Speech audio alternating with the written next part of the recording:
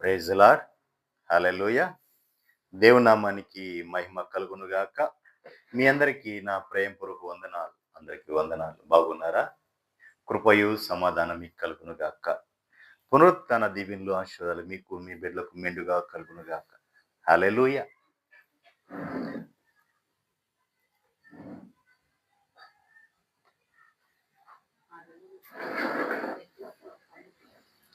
అది ఇచ్చే నాకు ఇచ్చే.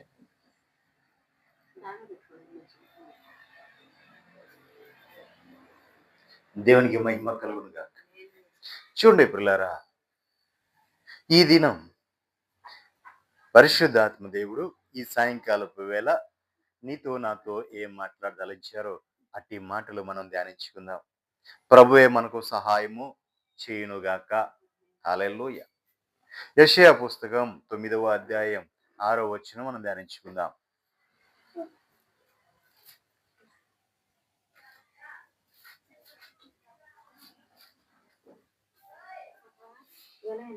ఎలయనగా మనకు శిశువు పుట్టెను, మనకు కుమారుడు అనుగ్రహింపబడెను, ఆయన భుజము మీద రాజ్యభారమున్నది. ఆశ్చర్యకరుడు, ఆలోచనకర్త, బలవంతుడైన దేవుడు, నితుడగు తండ్రి, సమాధానకర్తయగు అధిపతి అని అతనికి పేరు పెట్టబడిన. హల్లెలూయా.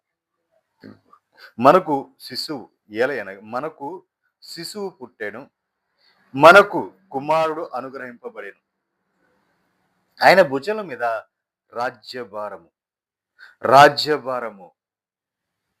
మోపబడి ఉంది. ఏముందండి? రాజ్యభారం ఉంది. ఎవరి భుజం మీద? శిశువు మీద. మనకు అనుగ్రహించబడిన కుమారుడి మీద రాజ్యభారం ఉంది. దేవునికి మహిమ కలుగును గాక. హల్లెలూయా. నిజమే పిల్లారా, ఆయన ఈ లోకానికి వచ్చింది దేనికి? ఎందుకు వచ్చాడు? ఆయన ఏం చేశాడు? వెళ్ళారు అంటే ఆయన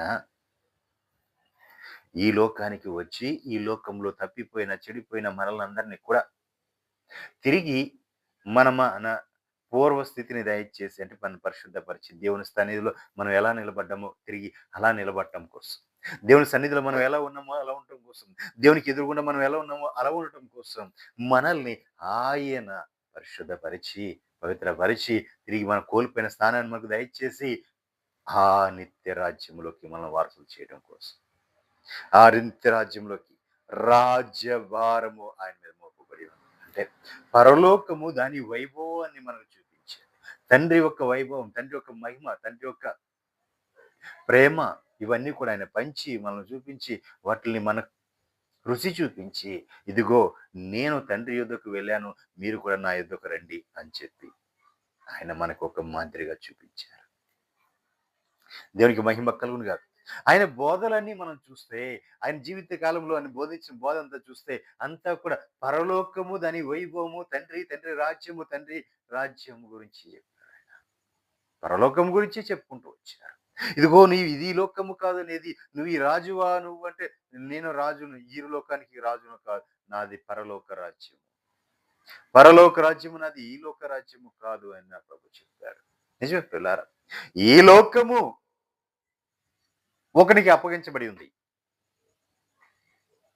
ఒకనికి ఈ లోకము అప్పగించబడి ఉంది. కాబట్టి నా ప్రభు ముందుగా అన్నాడు, ఇది నా లోకము కాదు, నా లోకము పరలోకము, అది నా లోకము అని చెప్పాడు. దేవునికి మహిమ కలుగునుగా. హల్లెలూయా. నిజం పిల్లారా, ఈ లోకము ఆల్రెడీ ఒకనికి అప్పగించబడి ఉంది. ఎవరు అతను? దేవునికి మహిమ కలుగునుగా. అపవాది. వాడికి ఈ లోకం అప్పగించబడింది. ఆడు లోక సంబంధి. ఈ లోకంలో ఉన్న వారందరూ కూడా వాడి యొక్క సంబంధులే. అందుకే వాడు దేవుని వైపు మనల్ని వెళ్ళలేకుండా చూస్తూ ఉంటాడు. వాడు అడ్డగిస్తూ ఉంటాడు, ప్రతి విషయంలో అడ్డగిస్తూ ఉంటాడు, ప్రతి విషయంలో దాని వైభవం చూపిస్తుంటాడు. వాడి యొక్క వైభవము ఇవన్నీ చూపించి ఈ లోకము దాని ఆశలు ఇవన్నీ కూడా చూపిస్తూ ఉంటాడు. దేవునికి మహిమ కలుగును గాక. హల్లెలూయా. యోహాను మొదటి యోహాను పత్రిక 3వ అధ్యాయము 1వ వచనం మనం ధ్యానించుకుందాం. చూడండి, మనము దేవుని పిల్లలమని పిలువబడినట్లు తండ్రి మనకి ఎట్టి ప్రేమ అనుగ్రహించెనో చూడుడి, మనము దేవుని పిల్లలము, ఈ హేతువు చేత లోకం మనలను ఎరగదు. ఎలయనగా అది ఆయనను ఎరగలేదు. దేవునికి మహిమ కలుగు. ఈ లోకము దేవుని ఎరగల. దేవుని ఎరగల. ఎందుకంటే దేవుడు మనల్ని ప్రేమించాడు. మనము దేవుని పిల్లలు అని పిలువబడినట్లు మనకు ఆయన ప్రేమను ఎలాంటి ప్రేమ చూపించాడు అంటే, మనము దేవుని పిల్లలమని ఈ హేతువు చేత ఈ లోకం మనలను ఎరగల. మనము దేవుని పిల్లలమని ఈ లోకం ఎరగట్లా. దేవునికి మహిమ కలుగునుగాక. ఎందుకంటే ఈ లోక సంబంధమైనవి, ఈ లోక సంబంధమైనవి కూడా అపవాది యొక్క సంబంధమైనవి ఈ లోకము వారికి అనుగ్రహించబడి ఉన్నది. కాబట్టి ప్రియులారా, ఈ లోకము వాడిది, మనది కాదు, మన ప్రభువుది కాదు ఈ లోకం. మరి మన ప్రభు లోకం ఏది? పరలోకము, పరదైసు పరలోకము మన ప్రభువుది. మనం అచ్చటి వారమే గాని ఇచ్చటి వారము కాదు. దేవునికి మహిమ కలుగునుగాక. హల్లెలూయా. అందుకే ప్రభువుని ఎరగలేదు కాబట్టి మనల్ని కూడా వారు ఎరగట్లేదు. మనము పరలోక సంబంధులము, ఈ లోక సంబంధులము కాదు అని చెప్పి వాళ్ళు ఎరగబడిన కారణం ఏంటంటే అసలు ప్రభునే వారు ఎరగలేదు. కాబట్టి ఇప్పుడు మనల్ని కూడా వాళ్ళు ఎరగలేకపోతున్నారు. రెండవ వచనం. ప్రియులారా, ఇప్పుడు మనం దేవుని పిల్లలమై ఉన్నాం.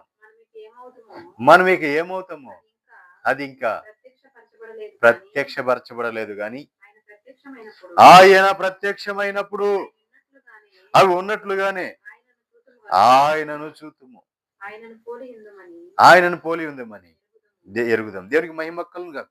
ఇప్పుడు మనం ఏమై ఉన్నామో అంటే ఆయన ఉన్నట్లుగా చూసే వరకు ఉన్నాం. ఆయన పోలికలో మనం మార్చబడేటట్లు ఉన్నాం. ఉన్నది ఉన్నట్లుగా ప్రభువుని మనం చూడగలుగుతాం. ఎవడునో ఆయన చూడలేడు, చూసినవాడు నిశ్చయంగా చచ్చెను. కానీ మనము ఇప్పుడు ఆయన పోలికలో, ఆయన స్వరూపంలో, ఆయన రూపంలో మార్చబడిన తర్వాత ముఖాముఖిగా చూడబోతున్నాం. కోట్ల సంవత్సరాలు ఆయనతో కలిసి జీవించబోతున్నాం. ఎందుకంటే ఆయనలాగా, ఆయన పోలికలో, ఆయన రూపంలో మనం మార్చబడుతున్నాం కాబట్టి. అంతకుముందు మరి ఎందుకు చూడలేకపోతున్నాం అంటే, ఎవడును నన్ను చూడలేడు అని ఎందుకు చెప్పాడు దేవుడు? అందరూ చెడిపోయినవారు, అందరూ పాపం చేసిన వాళ్ళే. ఎవరు పరిశుద్ధుడు లేడు, ఒకడును లేడు నీతిమంతుడు. ఎందుకంటే అందరూ కూడా జన్మ తరహా, పితృ తరహా పాపం చేసిన వారే, దోషం చేసిన వారే. ప్రతి పాపము కూడా వారి మీద ఏలుబడి చేస్తూనే ఉంది. అలా పాపం ఎల్లజబడిచేప్పుడు ఈ పరిశుద్ధుడి ముందు నువ్వు ఎలా నిలబడగలవు? నిలబడలేవు. కాబట్టి ఇప్పుడు ఆయన ఏమంటున్నాడంటే, ఆయన పోలికలో, ఆయన రూపంలో మార్చబడాలి అంటున్నారు. అంటే ఆయన పోలికలో, ఆయన రూపంలో నీవు మార్చబడాలి అంటే ఏం చేయాలి?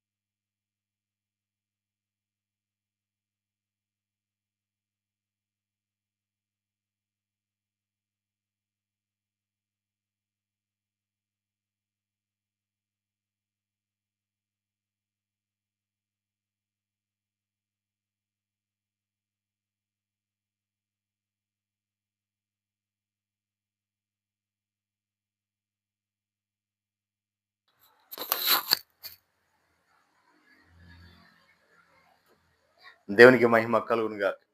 ఆయన రూపంలో, ఆయన పోలికలో, ఆయన స్వరూపంలో పుట్టుబడిన మనము ఆయన రూపాన్ని, ఆయన స్వరూపాన్ని మనం తాకట్టు పెట్టేశాం. అపవాదికి మళ్ళీ మనం అపవాదికి అప్పగించుకున్నాం. పాపం చేత, దోషము చేత అపవాదికి దాసులుగా మనం మారిపోయాం.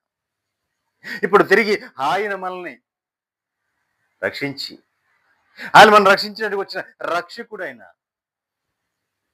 మనల్ని రక్షించి మరుపడి మనం ఏదైతే కోల్పోయామో ఆ స్వరూపాన్ని మనకు దయచేసి, మనం ఏదైతే కోల్పోయామో ఆ మహిమను మనం దయచేసి, ఏదైతే మనము అపవాది తాకట్టు పెట్టామో ఆ తిరిగి మనకు అనుగ్రహించి, మనం పరిశుద్ధపరిచి, పవిత్రపరిచి మరుపడి ఆయన మన ముందు మనము ప్రభువు ముందు నిలబెట్టబోతున్నాడు.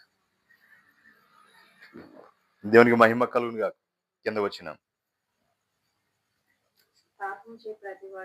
చూడండి, పాపము చేయు ప్రతి వాడును. చూసారా ప్రియులారా, పాపము చేయు ప్రతి వాడు కూడా ఆజ్ఞను అతిక్రమిస్తున్నాడు. ఆజ్ఞ అతిక్రమమే పాపం. ఒక్క నిమిషం అండి. ఆజ్ఞ అతిక్రమమే పాపం.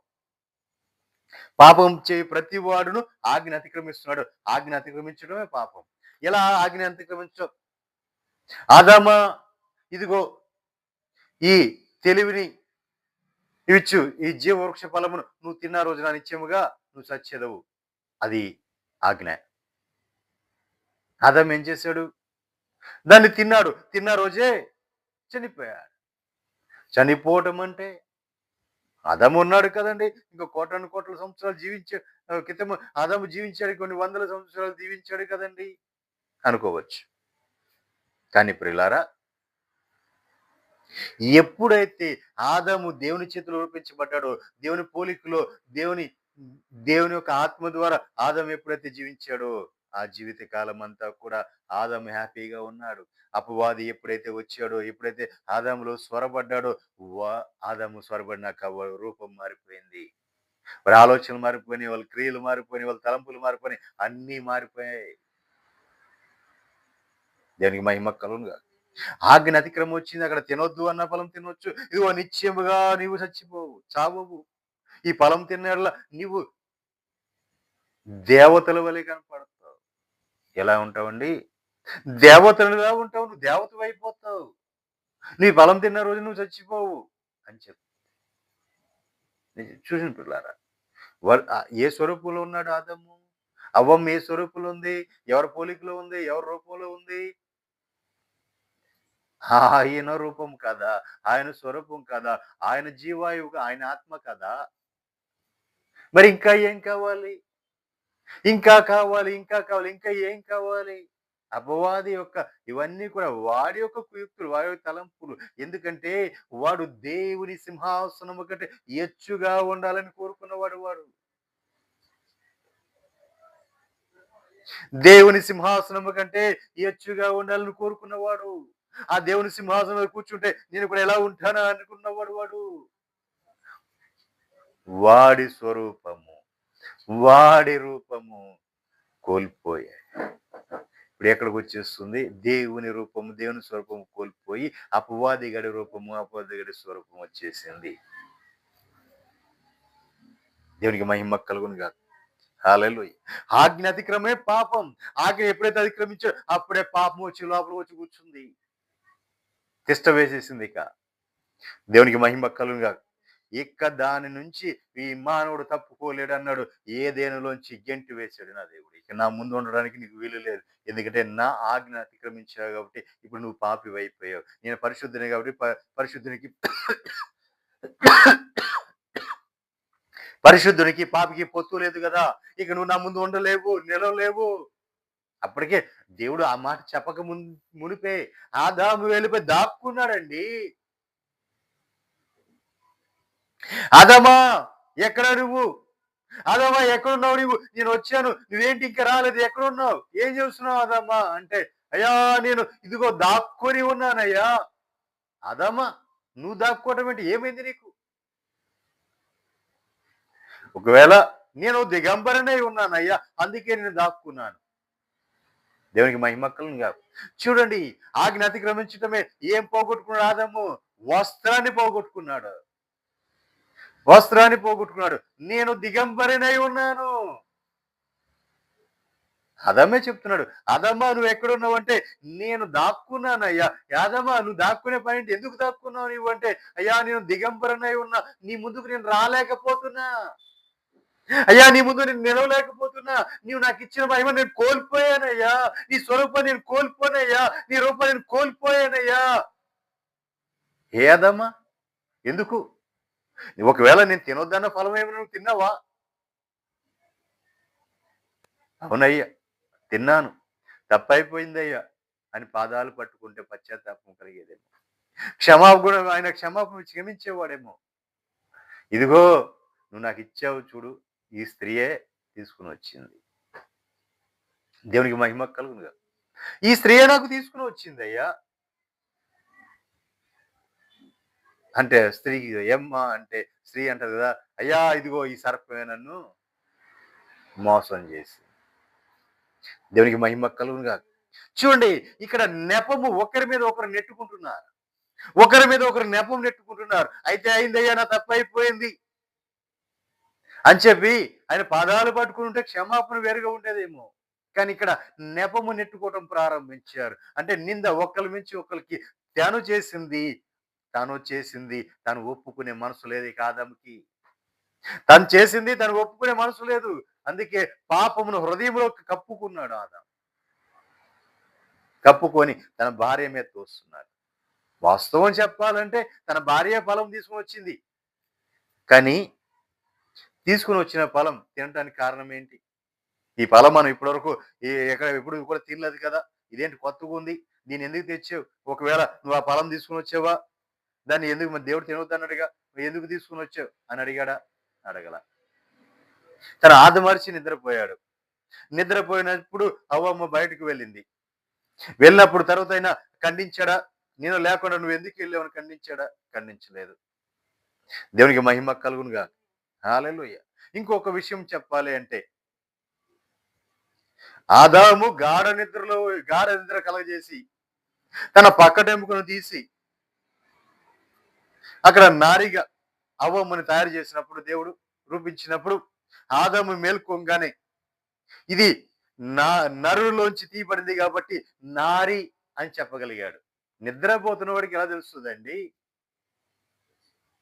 తనలోంచి తీసింది అని చెప్పి ఎలా చెప్పాడు? మరి ఈ రోజున అతడు అదే నిద్రపోతున్నాడు కదా, ఆ మేలొచ్చింది కదా, మరి అది కూడా ఎరగలేకపోయాడా? చూడండి పిల్లారా, ఆదాముకు తెలిసింది. కాకపోతే ఏంటంటే తన సహకారి తప్పిపోయింది. ఇక నేను కూడా ఉండడానికి అని చెప్పి తాను కూడా తప్పిపోయాడు. దేవునికి మహిమ కలుగునుగాక. హల్లెలూయా. అసలు అవ్వమ్మని దేవుడు ఎందుకు చేశాడు?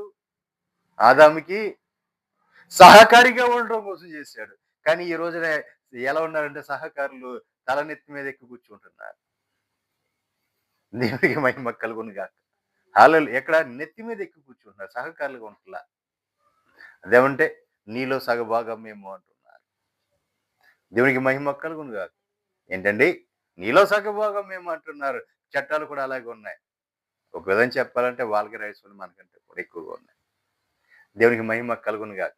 హల్లెలూయా. కానీ ప్రియులారా, ఆదాముకి సహకారియే తప్ప ఆదాముని పెత్తనం చేయడానికి కాదు స్త్రీ. పురుషుడిని ఏలడానికి కాదు, పురుషుడు స్త్రీని ఏలడానికి సహకారిగా ఉండటం కోసం తీసుకొచ్చి పెట్టుకున్నాడు. దేవుడు ఎందుకు రూపించాడంటే సహకారిగా ఉండటం కోసం. కానీ ఈ రోజున వాళ్ళు ఏం చేస్తున్నారంటే ఇప్పుడు పురుషుల మీద ఆధిపత్యం చేస్తూ పెత్తనం చేస్తూ ఉన్నారు. అది దేవుడు అలా కోరుకోలే, అలా రూపించలే. మరి ఇవన్నీ ఎక్కడి నుంచి వచ్చాయి? ఈ లోకనాథుడైన అపవాది దగ్గర నుంచి. దేవునికి మహిమ కలుగునుగాక. అణిగి ఉండాలంటే మరీ ఇది అని కాదు. అబ్రహాముని శారమ్మ ఏం చేసింది? నా యజమానుడా అని పిలిచేది. అబ్రాహాము దగ్గర కొన్ని వందల మంది ఉండొచ్చండి పనివారు. గొప్ప పనివారు చాలా మంది ఉన్నారు ఆయన దగ్గర. కానీ వాళ్ళతో పాటు ఈమె కూడా ఏం చేసింది? నేను యజమానురాలని అని చెప్పలా. లేదా ఇదిగో అదిగో అబ్రహ్మ అని పిలవలా. నా యజమానుడా అని పిలిచింది. పేరు పెట్టి కూడా పిలవలేదు. దేవునికి మహిమ కలుగునుగాక. హల్లెలూయా. మరి ఈ రోజున పేరు పెట్టి పిలుస్తున్నారు భర్తల్ని. పెత్తనం అంతా ఈరోజు వాళ్ళదే పెత్తనం. ఏంటంటే దేవునికి మహిమ కలుగునుగాక. నిజమే ప్రియులారా, మనం అన్నీ ఆలోచించాల్సిన వాక్యంలో ఉన్నవని మనం మాట్లాడుతున్నాం. బయటవేం మాట్లాడట్లా. సహకారి ఎలా ఉండాలి? మంచి సహకారిగా ఉండాలి భార్య. అన్ని విషయాల్లోనూ సహకారిగా ఉండాలి. అన్నీ కూడా సహకారిగా ఉండాలి. అంటే తన భర్తకు ఏవైతే ఇది ఉందో చేయూత సహకారిగా నుండి నిలబడతాడు. ఇప్పుడు ఆదాము ఆదామున్నాడు. ఆదాము ఏం చేశాడు? అన్నిటికి పిలిస్తే దేవుడు అన్నిటిని రమ్మంటే ఆదాము ముందు జంతువులన్నీ వచ్చి నుంచున్నాయి. వాటిలన్నిటి కూడా ఒక్కో దానికి ఒక పేరు పెడుతున్నాడు. ఆ పేరే వాళ్ళకి కలుగుతున్నాయి. ఆదాము చేసే పనులన్నిటికి కూడా తోడుగా ఉండటం కోసం ఇతనికి ఇంకో సహకారి కావాలి అంటే పక్కన ఇంకో అసిస్టెంట్ కావాలి అని చెప్పి తీసుకొచ్చి ఆవమని పెట్టాడు. దేవునికి మహిమ కలుగునుగాక. హల్లెలూయా. సరే, ప్రసంగం పక్కకు వెళ్ళిపోతుంది. దేవునికి మహిమ కలుగునుగాక. హల్లెలూయా. నిజమే ప్రియులారా, ఆజ్ఞ అతిక్రమమే పాపం. ఆజ్ఞ అతిక్రమమే పాపం. ఆజ్ఞను అతిక్రమించాడు ఆదాము, పాపిగా మారిపోయాడు.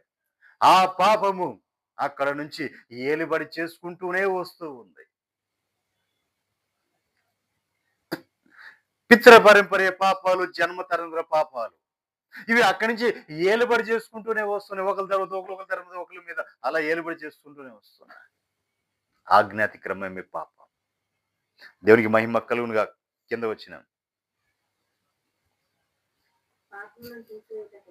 ఈ పాపములను తీసివేయటకు ఆయన ప్రభువైన యేసుక్రీస్తు ప్రత్యక్షమాయనని అది మీకు తెలుసు. ఆయన యందు పాపం ఏదీ లేదు. ఆయన యందు నిలిచి ఉండేవాడు ఎవడనూ లేడు. చూడండి, ఆయన యందు నిలిచి ఉండేవాడు ఎవడును పాపము చేయడు. దేవునికి మహిమ కలుగు. పాపం చేయవాడు ఎవడును ఆయన ముందు ఆయన చూడడం లేదు, ఆయన ముందు నిలవడం లేదు.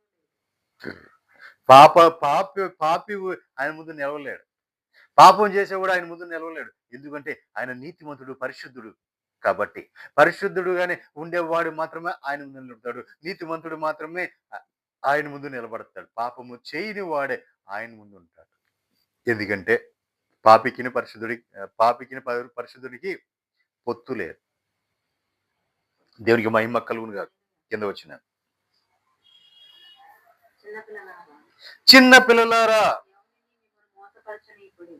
ఎవరిని మిమ్మల్ని మోసపరచండి. చిన్న పిల్లలారా అంటే చిన్న పిల్లలు కాదండి. మన సంఘం వేసుకునే పిల్లలు అనుకున్నారు కాదండి.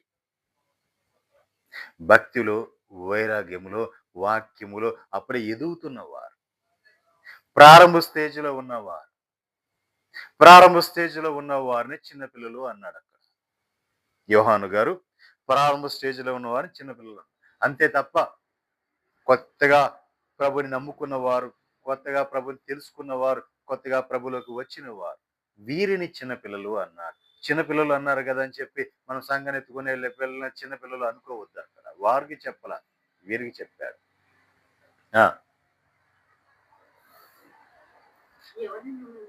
చూడండి, చిన్న పిల్లలారా ఎవడను మిమ్మల్ని మోసపరచనివ్వకుడి. చూడండి, ఎవడ ఎన్ని చెప్పినా మీరు మోసపోవద్దు. ఆయన నీతిమంతుడై ఉన్నట్లు నీతిని జరిగించు ప్రతివాడును నీతిమంతుడు. అపవాది మొదట నుండి చూడండి, అపవాది మొదటి నుంచి పాపం చేస్తున్నాడు గనక పాపము చేయవాడు అపవాది సంబంధి, నీతిని అనుసరించేవాడు దేవుని సంబంధి. వాడు మొదటి నుంచి పాపం చేయటం వాడికి అలవాటు. మొదటి నుంచి కూడా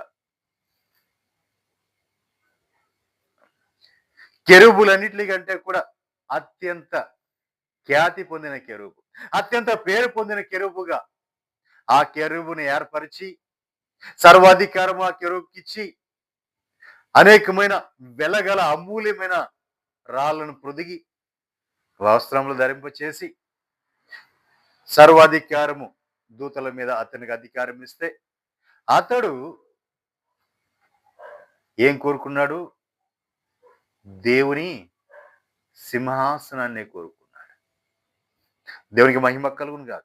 చూడండి, మొదటి నుంచి కూడా వాడు దుష్టుడే. వాడి ఆలోచనలన్నీ దుష్టమైనవి. దుష్టుడు సంబంధిని వాడే దుష్టుడు. వాడి ఆలోచనలు కూడా అవే.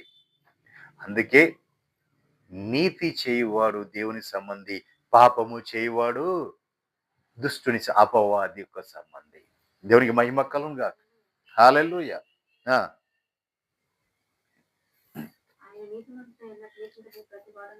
చూడండి, ఆయన నీతిమంతుడై ఉన్నట్లుగా ప్రతివాడు ప్రతివాడు నీతిమంతుడే. ఎందుకంటే దేవుడి సంబంధి.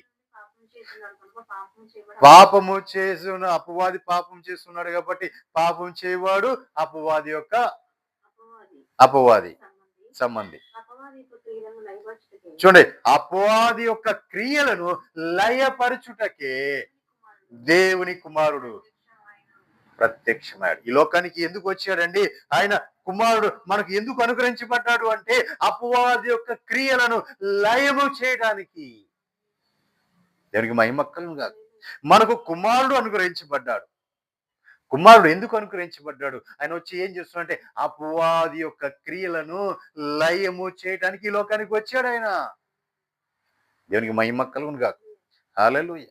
ఎందుకంటే అందరూ కూడా ఈ లోక సంబంధమైన అందరూ కూడా అపవాదిని చూసి వాడి క్రియలు చూసి వాడి క్రియలు చేస్తున్న వాడే. ఈ క్రియలను లయం చేసి అపవాది యొక్క క్రియలను లయం చేసి నిన్ను రక్షించడానికి వచ్చిన ఆ రక్షకుడే మన ప్రభువైన యేసుక్రీస్తు వారు. దేవునికి మహిమ కలుగును గాక. హల్లెలూయా.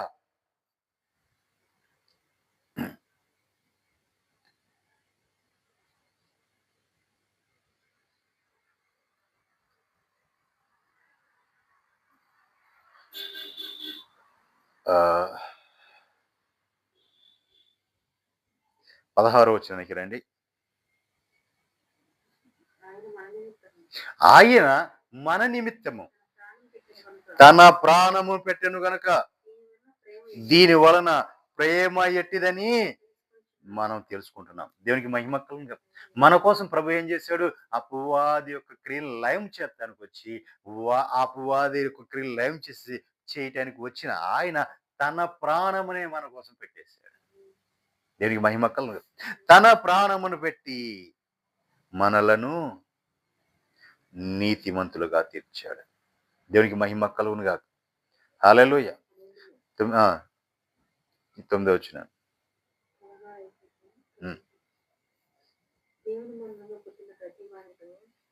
చూడండి, 4:9 వచ్చారా? 4:9 రండి. మనము ఆయన ద్వారా, ఎవరి ద్వారా? ప్రభువైన యేసుక్రీస్తు వారి ద్వారా జీవించినట్లు దేవుడు తన అద్వితీయ కుమారుని లోకములోనికి పంపాడు. దీని వలన దేవుడు మన యందు ఉంచిన ప్రేమ ప్రత్యక్షపరచబడు. తన అద్వితీయ కుమారుని లోకంలోకి పంపించాడు కాబట్టి, ఎందుకంటే ఈ లోకపు భారమునంతా మోయటానికి, అంటే ఈ లోకంలో ఉన్న పాపనంతా ఆయన పరిహరించడానికి ఈ లోకానికి వచ్చాడు కాబట్టి తండ్రి యొక్క ప్రేమ అక్కడ మనకు కనపడుతుంది. దేవునికి మహిమ కలుగును గాక. తన ఒక్క కుమారుడిని కూడా ఈ పాపానికి అప్పగించేశాడు. అప్పగించి ఆయన యొక్క పరిశుద్ధతను, ఆయన యొక్క యథార్థతను, ఆయన యొక్క నీతిని మనకిచ్చాడు. ఎందుకని? ఆదాము ఎక్కడైతే ఏదైతే కోల్పోయాడో ఆ స్థానము తిరిగి మనము పొందుకోవటం కోసం తన ఒక్క కుమారుడైన ప్రభువైన యేసుక్రీస్తు వారిని సైతము మన కోసం ఆయన అప్పగించేశాడు. దేవునికి మహిమ కలుగును గాక. ఇప్పుడు మనం ఏం చేయాలి? ఆయన యేసుక్రీస్తు వారి యొక్క పోలికలు, ఆయన రూపంలో, ఆయన స్వరూపంలో మనం మార్చబడాలి. మన దోషాలు, మన పాపాలు, మన అతిక్రమలు ఇవన్నీ అవి కొట్టివేయబడి ఇప్పుడు మన పరిశుద్ధంగా నీతిమంతులు మనం నిలబడిన మనము దేవుని సన్నిధిలో నిలబడాలి. దేవునికి మహిమ కలుగును గాక. ఇది ఆయన యొక్క సంకల్పం. దేవునికి మహిమ కలుగును గాక. 14వ వచనం. ఆ, చూడండి, తండ్రి తన కుమారుని లోకరక్షకుడుగా ఉండుటకు పంపి ఉండుట మేము చూసి సాక్ష్యమిస్తున్నాను. దేవునికి మహిమ కలుగా. లోకాన్ని రక్షణ వచ్చిన లోక రక్షకుడుగా తండ్రి కుమారుని పంపి ఉన్నారు. దేవునికి మహిమ కలుగునుగా. హల్లెలూయా. లూకా శుభవార్త 2వ అధ్యాయం 32వ వచనం. ఇక్కడ ఒక ఆయన కనిపిస్తున్నాడు మనకి. ఆయన రక్షకుడి కోసం ఎదురు చూస్తున్నాడు. ఈ లోకాన్ని రక్షించేవాడు ఎవరు ఉన్నారు? ఆ రక్షకుడు ఎప్పుడు వస్తాడు? ఆ రక్షకుడు నిన్ను చూడాలి అని ఒక ఆయన ఎదురు చూస్తూ ఉన్నాడు. ఆయనకు ఒక వాగ్దానం ఉంది. అన్య జనులకు నిన్ను బయలుపరచుటకు వెలుగుగాను, నీ ప్రజలైన ఇశ్రాయేలులకు మహిమగాను, నీవు సకల ప్రజల ఎదుట సిద్ధపరిచిన నీ రక్షణ నేను కనులారా చూసి తిని. ఒక నిమిషం, దేవునికి మహిమ కలుగుగా. చూడండి, అన్య జనులకు నిన్ను బయలుపరచుటకును అంటే అప్పటి వరకు అన్ని జనులకు తెలియదు. దేవుడు ఏర్పరచుకున్న బిడ్డలు మాత్రం తప్ప, ఇశ్రాయేలులు తప్ప అన్యులకు దేవుడు తెలియదు. కానీ అన్య జనులకు నువ్వు బయలుపరచబడ్డకును నీ వెలుగుగా నీవు ప్రజలైన ఇశ్రాయేలులకు మహిమగా నువ్వు ఉండటానికి నీవు సకల ప్రజల ఎదుట నీ రక్షణను నేను కనుల అంటే ఆయనది ఏంటంటే ఆయన పేరు సుమయోను. ఆయన పండు ముసలివాడు, ప్రభు కోసం ఎదురు చూస్తున్నవాడు. ఆయన లోక రక్షణ కోసం రక్షకుడు ఎప్పుడు వస్తుందని కనిపెడుతున్నాడు. ఇశ్రాయేలులకు వెలుగు ఎప్పుడు వస్తుందా, ఇశ్రాయేలుకు రక్షణ ఎప్పుడు వస్తుందా అని వాళ్ళ కోసం ఎదురు చూస్తూ ఆయన ప్రార్థన చేస్తుండేవాడు. అయ్యా, ఇదిగో నా జాతి ప్రజలు తప్పిపోతున్నారు, నా బిడ్డలు తప్పిపోతున్నారు, అయ్యా లోకంలో పాపంలోకి వెళ్ళిపోతున్నారు, ప్రభా నువ్వు ఎప్పుడు వస్తావు, వీళ్ళు ఎప్పుడు రక్షిస్తావు, నేను ఎప్పుడు చూస్తానా అని ఎదురు చూసేవాడు. ఆయనకు ఒక వాగ్దానం ఉంది. ఏంటంటే తండ్రి ఈ లోకానికి రక్షకుడు వస్తున్నాడు, ఆ రక్షకుడు నువ్వు చూసే వరకు కూడా నీవు మరణం అవ్వవు, చనిపోవు అనే వాగ్దానం ఉంది. దానికోసమే అని ఎదురు చూస్తూ నిలబడిపోయాడు. కొన్ని సంవత్సరాలుగా అలా ఎదురు చూస్తూనే ఉన్నాడు. ఇశ్రాయేలుకి రక్షణ ఎప్పుడు వస్తుందా అని, ఎప్పుడు వస్తుందా రక్షణ ఎప్పుడు వస్తుందా అని ఎదురు చూస్తూనే ఉన్నాడు. దేవునికి మహిమ కలుగును గాక. ఆయన పేరు సుమియోను. తన ప్రజల రక్షణ కొరకు ఆ ఎదురు చూస్తూ ఆయన ప్రభువుని చూడగానే, ఆ బిడ్డను ఆ శిశువును చూడగానే అంటున్నాడు కదా, నీ రక్షణ నేను కనులారా చూసి తిని. దేవునికి మహిమ కలుగును. దేవుడు రక్షకుడిని అనుగ్రహించాడు. ఆ రక్షకుడిని కనులారా చూస్తున్నాడు. ఆ కనులారా చూసి, తండ్రి దేవా ఇదిగో నీ రక్షకుడిని నేను కనులారా చూస్తున్నా. ఇదిగో నీ ప్రజలైన ఇశ్రాయేలు రక్షించడానికి వచ్చిన రక్షకుడిని నేను కనులారా చూస్తున్నా. ప్రపంచంలో ఉన్న ప్రతి మానవుణ్ణి, అన్య జనులను సైతం అందరిని రక్షించే రక్షకుని నేను కన్నులారా చూసుచున్నాను. దేవునికి మహిమ కలుగునుగా. హల్లెలూయా. చూడండి పిల్లరా, ఎంత ధన్యతో చూడండి, ఎంతగా ఇశ్రాయేలు కోసం పరితపించాడో చూడండి. ఆ రక్షకుడు ఏదో విధంగా రావాలి అని చెప్పి దేవునికి ఎంతగా మొరపెట్టాడో. అయ్యో నా ప్రజలు నశించిపోతున్నారే, ఈ మానవాళ్ళంతా తప్పిపోతుంది, లోకంలో పాపం కలిసిపోతుంది, వీరిని రక్షించే ఆ రక్షకుడు కావాలి ప్రభా, నీవు రక్షకుడిని పంపిస్తున్నావు కదా, ఆ రక్షకుడు ఎప్పుడు వస్తాడయ్యా అని ఎదురు చూస్తూ ప్రార్థన చేస్తున్న దేవుడు అన్నాడు, ఇదిగో నీవు ఆ రక్షకుడిని చూసే వరకు నువ్వు మరణమవు, చనిపోవు అని చెప్పాడు. ఆ రక్షకుడిని చూసి కనులారా చూసి అంటున్నాడు కదా, ఇదిగో నీ రక్షణ నేను కనులారా చూశాను. దేవునికి మహిమ కలుగును గాక. నీ రక్షణ నేను కనులారా చూశానయ్యా అన్న తర్వాత ఇప్పుడే నన్ను నెమ్మదిగా తీసుకో అంటున్నాడు. ఆ కింద వచ్చిన చదవండి.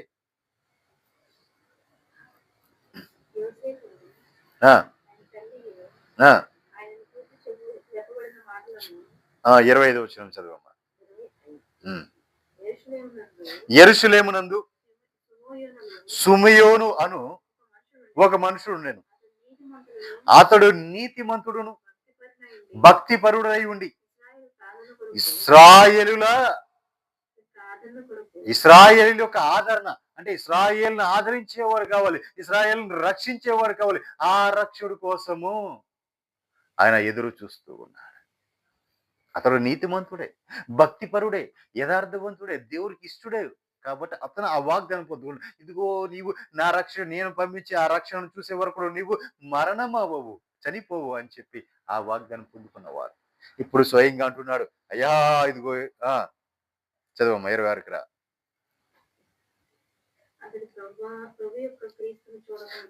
అతడు ప్రభు యొక్క క్రీస్తును చూడక మునుపు 26వ వచనం అమ్మా. చూడండి, ఆయన క్రీస్తును చూడకుండా మరణము పొందడు అని అతడు పరిశుద్ధాత్మ చేత బయలుపరచబడి ఉన్నాడు.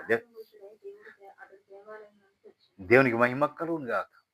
అతనుకున్న వాగ్దానం ఏంటంటే, పరిశుద్ధాత్మ దేవుడు ఇచ్చిన వాగ్దానం ఏంటంటే, ఇదిగో నీవు రక్షకుని చూడకుండా, ఇదిగో నువ్వు మెస్సైని చూడకుండా, ఇదిగో నువ్వు ప్రభుని యేసును చూడుకోకుండా, ఆ క్రీస్తుని చూడకుండా నీవు చనిపోవు, ఆయన చూసిన తర్వాత నువ్వు చనిపోతావు అనే వాగ్దానం పొందుకున్నవాడు.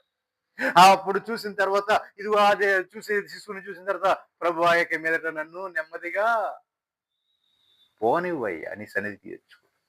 దేవునికి మహిమ కలుగునుగా. భక్తిపరుడు, నీతిమంతుడు, ఇశ్రాయేలు ఆదరణ కోసం కనిపెట్టిన వాడండి సుమియోను. దేవునికి మహిమ కలుగునుగా. హల్లెలూయా. విలాప వాక్యంలో చక్కని ఒక మాట ఉంది. 3వ అధ్యాయం 26, 25, 26 వచనాలు ధ్యానించుకుందాం. విలాప వాక్యంలో చక్కని మాట.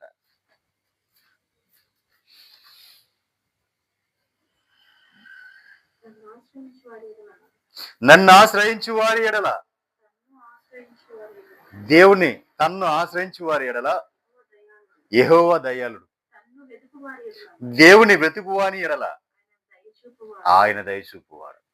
ఆయనేమో ఆయన ఆశ్రయించిన వారికి ఆయన దయాళుడుగా ఉండేవాడు, కానీ ఆయన ఎతుకు వాడికి ఆయన దయ చూపేవాడే ఉన్నాడు. దేవునికి మహిమ కలుగునుగా.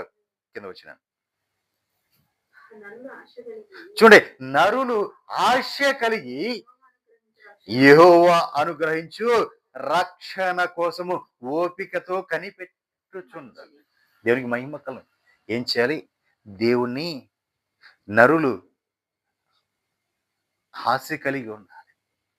నరులు ఆశ కలిగి ఉండాలి. ఏ ఆశ కలిగి ఉండాలి? లోకానుసారమైన ఆశలు కాదండి. లోకానుసారమైన ఆశలు కాదు. ఇది చూడాల్సింది, ఆశపడాల్సింది లోకానుసారమైన ఆశలు కాదు. మరి ఏ ఆశ? నరులు ఆశ కలిగి యెహోవా అనుగ్రహించు ఆ రక్షణను ఓపికతో కనిపెట్టుట మంచిది. ప్రభువు అనుగ్రహించి ఆ రక్షణను దానికోసం ఓపికతో కనిపెట్టాలి. అది మంచిది. అంతేకాని లోకానుసారమైన రక్షణ కాదు, లోకానుసారమైన ఆశలు కాదు, లోకానుసారమైన ఇచ్చలు కాదు, వాటి కోసము కాదు ఎదురు చూడాల్సింది. ఈ లోకము, పాపము ఇదంతా కూడా అపవాది యొక్క స్వాధీనంలో ఉంది. కానీ ప్రభువు ఆ రక్షణ కోసం ఎదురు చూడాలి. ఎలా ఎదురు చూడాలి? ఆశ కలిగి ఎదురు చూడాలి. ఆ రక్షణను మనము ఆశ కలిగి యెహోవా అనుగ్రహించు ఆ రక్షణ కోసము ఓపికతో కనిపెట్టి ఉండాలి. దేవునికి మహిమ కలుగు. అది మంచిది మనకి. దేవునికి మహిమ కలుగునుగా. ఏం చేయాలి? ఓపికతో కనిపెడుతూ ఉండాలి. దేవునికి మహిమ కలుగునుగా. కింద వచ్చిన 27 యవ్వన కాలమున కాడి మోయుట నరునికి మేలు, అతని మీద దానిని మోపినవాడు యెహోవాయే. నిజమే ప్రియులారా, యవ్వన కాలంలో కాడి మోయుట నరునికి మేలు. ఖచ్చితంగా ఆయన కాడి మోయాలి. ఆ కాడి యవ్వన కాలంలో మోయటం మేలు. అది ఆయన మోపేవాడు కూడా ప్రభువే. ఆ కాడి మోపేవాడు ప్రభువే. దేవునికి మహిమ కలుగునుగాక. హల్లెలూయా. అది అతనికి మేలై ఉంటది. దేవునికి మహిమ కలుగునుగాక. రోమీయులకు రాసిన పత్రిక 13వ అధ్యాయం 11వ వచనం ధ్యానించుకుందాం. మరియు మీరు కాలమును ఎరిగి నిద్ర మేలుకొని వేళ అయినదని తెలుసుకొని అలాగూ చేయుడి. మనము విశ్వాసులమైనప్పటికంటే ఇప్పుడు రక్షణ మనకు మరీ సమీపంగా ఉంది. దేవునికి మహిమ కలుగునుగాక. ఎలాగండి? మనం తెలుసుకోవాల్సింది ఏంటంటే, మనం ఎరగాల్సింది ఏంటంటే, కాలము నెరిగి నిద్ర మేల్కొని వేళైందని మనము తెలుసుకోవాలి. ఇంకా నిద్రమత్తులుగా ఉండకూడదు. ఇంకా అంధకార సంబంధులుగా మనం ఉండకూడదు. ఇంకా మనము ఇంకా సమయాన్ని పోగొట్టుకోకూడదు. దేవునికి మహిమ కలుగును. ఎందుకంటే మనము కాలమునెరిగి నిద్ర మేలుకొని వేళైందని తెలుసుకోవాలి. ఆ నిద్ర మనం మేలుకునే వేళ మనకయింది. అంటే మన ప్రభువు వచ్చే సమయం త్వరగా వచ్చేసింది. ఆ గడియ వచ్చింది. ఇప్పుడు మనం ఏం చేయాలి? ఎదురు చూస్తూ ఉండాలి. నిద్రపోతూ ఆదమరచి నిద్రపోకూడదు. నిద్రపోతూ ఉండకూడదు. నిద్రను ఆ నిద్రలోంచి మనం మేలుకునే ఆ కాలం వచ్చిందని చెప్పి మనము దానికి తెలుసుకొని అలాగ మనం ఎదురు చూస్తూ ఉండాలి. దేవునికి మహిమ కలుగునుగాక. మనం ఎందుకంటే మనం విశ్వాసులైనప్పటికంటే ఇప్పుడు రక్షణ మనకు మరి సమీపంగా ఉంది. చూడండి పిల్లలు, విశ్వసించుట వలన రక్షించబడతాడు. విశ్వసించుట వలన అతడు క్రీస్తు సొత్తుగా మార్చబడతాడు. కానీ ఆయన తీసుకుని వచ్చే రక్షణ, నేను చెప్పే రక్షణ ప్రారంభ రక్షణ కాదు. మన నమ్మి విశ్వాసం పొంది బాప్తిసం పొంది ఆ రక్షణ కాదు. దేనికి మహిమ కలుగును కాదు. మరి ఏ రక్షణ? ప్రభు అయిన యేసుక్రీస్తు వారు ఇప్పుడు మధ్యాకాశానికి వచ్చేటప్పుడు తీసుకుని వచ్చి ఆ రక్షణ కావాలి మనకి. దేవునికి మహిమ కలుగును కాదు. హల్లెలూయా. ఆ రక్షణ కోసం నేను మాట్లాడుతున్నాను. ఎందుకంటే మనము ఇది ఏ కాలమో మనం ముందుగా కాలం నెరగాలి. ఇప్పుడు కాలం నెరిగి ఇది ఆయన వచ్చే గడియ, ఇది ఆయన కాలము, ఆయన నిర్ణయించిన కాలము, ఇది నియమించిన కాలము కాబట్టి ఈ కాలంలో నేడు రేపు ఈ క్షణం మరుక్షణము ఆయన రాబోతున్నాడు కాబట్టి దానిని మనం ఎరిగి ఆ కాలం ఎరిగి మనం నిద్ర మేలుకొని వారమై మనము ఎదురు చూస్తూ ఉండాలి. ఆ రక్షణ కోసం ఇప్పుడు మనకు సమీపంగా ఉన్న ఆ రక్షణ మనం పొందుకోవాలి. ఎందుకంటే రాత్రి చాలా గడిచి పగలు సమీపముగా ఉన్నది గనుక మనము అంధకార క్రియలను విసర్జించి, అంటే లోకసరమైన క్రియలు, అంధకారమైన చీకటి క్రియలు, ఆ క్రియలను మనం విసర్జించి తేజో సంబంధమైన యుద్ధోపకరణలను ధరించుకోవాలి. దేవునికి మహిమకలు. మనం సిద్ధంగా ఉండాలి. సిద్ధ మనసు కలిగి ఉండాలి. క్రైస్తవుడు అంటే ఎప్పుడు సిద్ధంగా ఉండవలసిన వాడే. క్రైస్తవుడు అంటే ఎప్పుడు సిద్ధంగా ఉండాలి. యుద్ధానికి సిద్ధమై ఉన్నట్లుగా ఎప్పుడు కూడా యుద్ధ సమర్థులై సిద్ధంగా ఉండాలి. తేజో సంబంధమైన యుద్ధోపకరణలు ఎప్పుడు కూడా మనం ధరించుకుని ఉండాలి. ఆ తేజో సంబంధమైన యుద్ధోపకరణాలు ఏంటి? దేవునికి మహిమ కలుగునుగా. ప్రార్థన, వాక్యము, నిరీక్షణ, విశ్వాసము. దేవునికి మహిమ కలుగునుగా. ఇవన్నీ మనం ధరించు ప్రభు కోసం ఎదురు చూస్తున్న వారికి రెడీగా ఉండాలి. దేవునికి మహిమ కలుగునుగా. హల్లెలూయా. నిజమే పిల్లరా. 13వ వచనం. 13వ వచనం.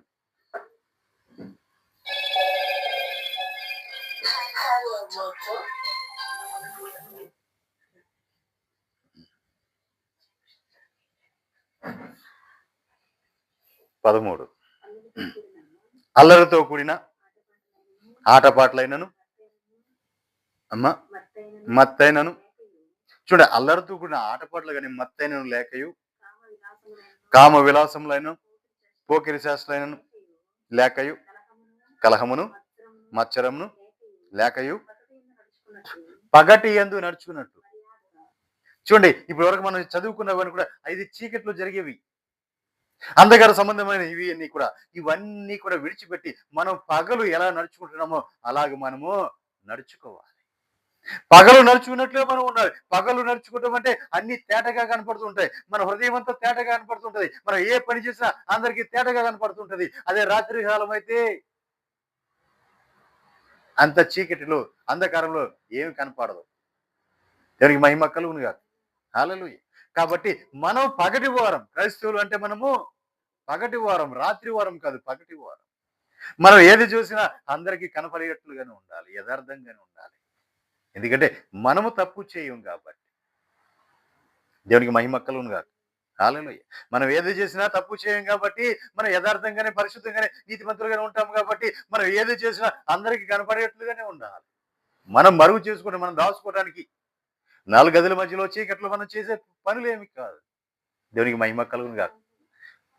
అవన్నీ అలా చేసేవాళ్ళు కూడా అంధకార సంబంధమైనవి కూడా అపవాది యొక్క సంబంధమైనవి, చీకటి సంబంధమైనవి కూడా అపవాది సాతాను యొక్క సంబంధమైనవి, దయ్యాల సంబంధమైనవన్నీ కూడా దేవుని సంబంధమైనవి కాదు. దేవుని సంబంధమైన వెలుగు సంబంధమైనవి. ఆయన వెలుగై ఉన్నాడు. దేవునికి మహిమ కలుగును గాక. హల్లెలూయా. 14 మెట్టుకు ప్రభువైన యేసుక్రీస్తును ధరించుకున్న వారమై శరీరేచ్ఛలను నెరవేర్చుకున్నటకు శరీర విషయమై ఆలోచించుకోవాలి. దేవునికి మహిమ కలుగును గాక. మనం ఎవరు? దేవునికి మహిమ కలుగును గాక. మనం ఎవరు అండి? ప్రభువైన యేసుక్రీస్తును ధరించుకున్న వారం. మనం ఈ ప్రభువైన యేసుక్రీస్తును ధరించుకున్న వారమై శరీరేచ్ఛలను నెరవేర్చుకొనుటకు శరీరము విషయమై మనం ఆలోచన చేసుకోవాలి. దేవునికి మహిమ కలుగును గాక. మనం ఏం చేయాలండి?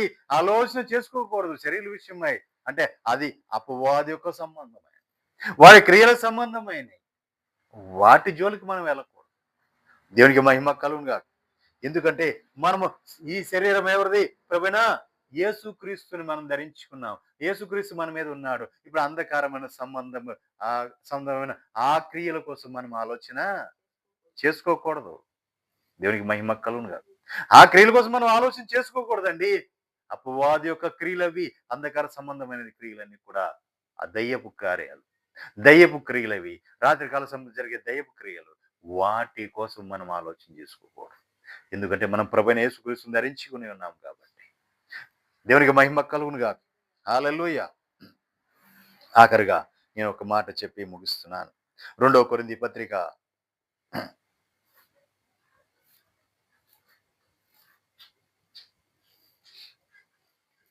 'ఇదే అనుకూల సమయం, నీ మొర నాలకించి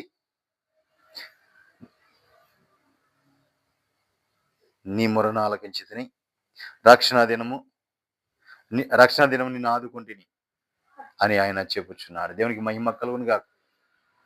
అనుకూల సమయమందు నీ మొర నేను ఆలకించాను, రక్షణ దినమందు నిన్ను ఆదుకున్నాను అని నా ప్రభువు చెప్తున్నాడు. అంతేకాదు, ఇదిగో ఇప్పుడే మిక్కిలి అనుకూలమైన సమయం, ఇదిగో ఇదే రక్షణ దినం.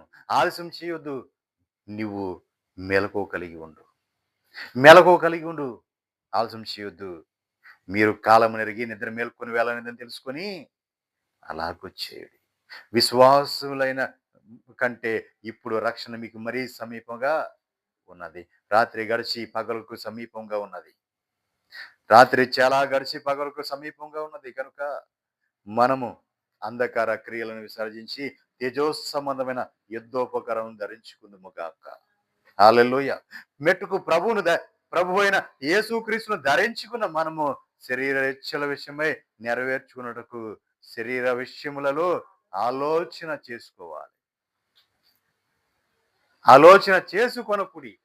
దేవునికి మహిమ కలుగును గాక. ఆలోచన చేసుకొనకుడి. ఆలోచన చేసుకోకూడదండి శరీర విషయమై. దేవునికి మహిమ కలుగు. ఎందుకంటే పరిశుద్ధమైన శరీరం, పవిత్రమైన శరీరం, దీన్ని అపవిత్రం మనము చేసుకోకూడదు. దీన్ని అపవిత్రం చేసుకోకూడదు. పరిశుద్ధమైనది, పవిత్రమైనది. ఈ శరీరాన్ని మనం అపవిత్రపరచుకోవడానికి మనం ఆలోచన చేసుకోకూడదు. దేవునికి మహిమ కలుగును గాక. ఏలయనగా మనకు శిశువు పుట్టెను, మనకు కుమారుడు అనుగ్రహించబడెను, ఆయన భుజముల మీద రాజ్యభారం ఉన్నది. ఆలోచన ఆశ్చర్యకరుడు, ఆలోచనకర్త, బలవంతుడైన దేవుడు, నిత్యుడగు తండ్రి, సమాధానకర్తయగు అధిపతి అని ఆయనకు పేరు. దేవునికి మహిమ కలుగును గాక. మనకు కుమారుడు ఎందుకు అనుగ్రహించబడ్డాడు అంటే ఈ లోక మాలిన్యము నుంచి మనల్ని పరిశుద్ధపరిచి, పవిత్రపరిచి ఆయన యొక్క రాజ్యంలో చేర్చడానికి. ఆయన యొక్క రాజ్యంలోకి వెళ్ళాలంటే ఎలా వెళ్ళాలి? మనగా వెళ్ళలేం. కాబట్టి ఆయన పోలికలో, ఆయన రూపంలో, ఆయన స్వరూపంలో మనం మార్చబడిన తర్వాత మనము ఆయన రాజ్యంలో చేర్చుకోగలం. దేవునికి మహిమ కలుగును గాక. కాబట్టి ఇప్పుడు రక్షణ మనకు సమీపంగా ఉంది కాబట్టి మనము సిద్ధంగా ఉండాలి. దేవునికి మహిమ కలుగును గాక. హల్లెలూయా. కాబట్టి మనం ఏం చేయాలి? కాలమును ఎరిగి నిద్ర మేల్కొని వెళ్ళసిందని తెలుసుకొని మనము అలాగ ఎదురు చూస్తూ ఉందుము గాక. అట్టి కృప పరిశుద్ధాత్మ దేవుడు మనకు అనుగ్రహించును గాక. ప్రార్థన చేసుకుందాం. స్తోత్రం, స్తోత్రం, స్తోత్రం, స్తోత్రం. మహాపరిశుద్ధుడైన మా గొప్ప తండ్రి, మీ పాదపద్మకు వేలాది స్తుతులు, స్తోత్రాలు, స్తోత్రాలు, స్తోత్రాలు చెల్లించు. స్తుతి గణితమైన వాళ్ళు మీకే మీకే మీకే మీకే మీకే ఆరోపిస్తూ అప్పగించి ఉంటూ లొంగిపోతూ పడుతున్నాం. తండ్రి ఇప్పటి వరకు కూడా అయ్యా మీరు నిలబడి మాతో మాట్లాడారు ప్రభా. అవును దేవా,